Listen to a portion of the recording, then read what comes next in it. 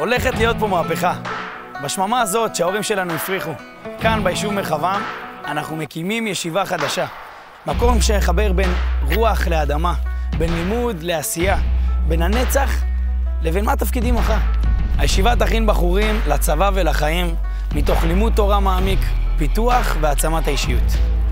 אנחנו לומדים תורה לא כדי לצבור ידע, להיות חכמים יותר. אנחנו לומדים תורה כדי להתחבר למקור, לריבונו של עולם.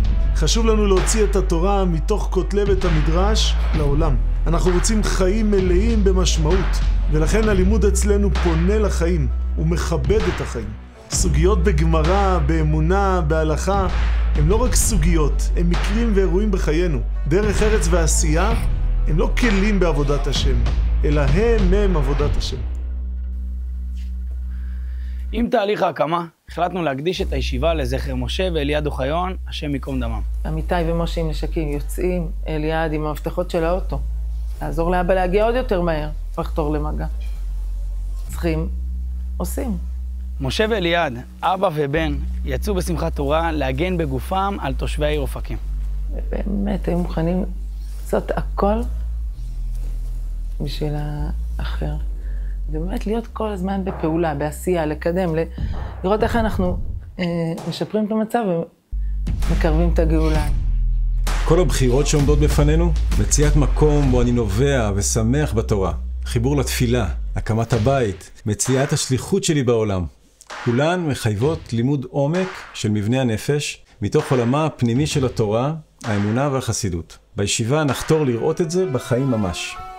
אז ראינו תורה, ראינו חלוציות, ראינו הכנה לצבא ולחיים. בישיבה אנחנו שמים דגש גדול על הפיתוח האישי, עם תוכנית מנהיגות ויוזמות חברתיות. היום כל חייל מתגייס ישר לשדה הקרב. ביחד נוודא שאנחנו מוכנים.